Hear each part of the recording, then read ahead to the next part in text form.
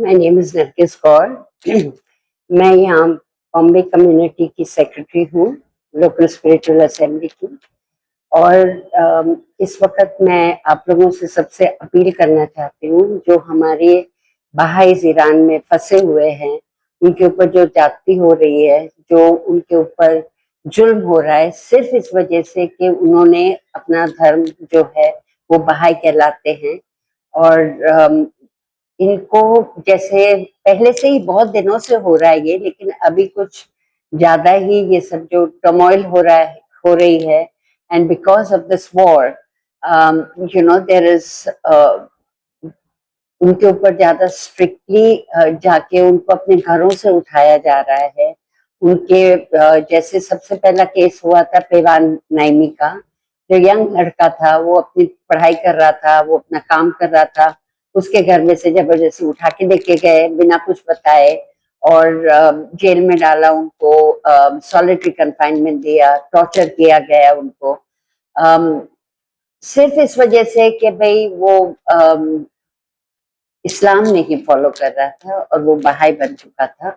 और उसको not only that but ये कह के कि वो भी एक प्रोटेस्टर है, which is not. We are not interested in politics, we are not interested in hate, we are not interested in violence, we are only looking at unity and peace, but ये एक उनका तरीका है identify करने का और उनकी तरफ विस्तार करने का। सो मच सो के 2 बार बेचारे को जस्ट कि उसकी स्पिरिट टूट जाए, 2 बार उसको ले जाके मॉक हैंगिंग्स करवाया कि हम तुम्हें मार रहे हैं।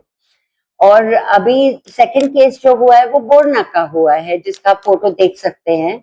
और वो भी यंग लड़का है, शादी हुई है, उसकी छोटी सी बच्ची है।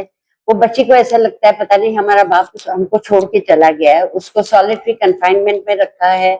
उनको इस वक्त हर वक्त मारपीट हो रही है, उनको शॉक दिए जा रहे हैं, उनके पैर जल गए हैं और उनको भी यही धमकी देते हैं कि आज मारेंगे, कल मारेंगे, हम तुमको इस तरीके की मतलब this is how we are going to treat you.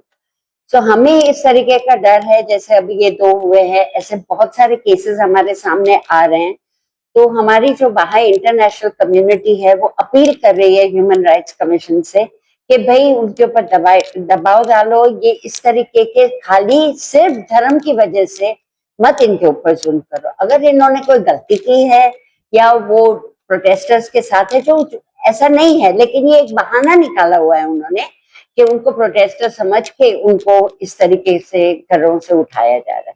अब पता नहीं ये लोग बाहर आ पाएंगे नहीं आ पाएंगे, वो अपनी जिंदगी जी पाएंगे कि नहीं। जवान है, कोई 23 साल का है, कोई जैसे बोरना 23 साल का है। तो ये अपनी कहते हैं कि वो प्रिजन में है। दूसरे बता रहे थे कि वो अपने बेटी की ड्राइंग्स है, उसके कपड़े हैं, वो लेके रात को सोता है। बहुत टूट चुके हैं ये लोग। और ये हमारे को कोई हक नहीं है कि हम किसी भी इंसान के साथ इस तरीके से करें। हमारे अंदर इंसानियत है और हमारे साथ बहुत सारे लोग हैं। तो हम यही आप लोगों से अपील करते हैं कि प्लीज इसको वाइडली सबके नजरों में लाओ और उनसे अपील करो कि भाई इस तरीके की जाति ना करें।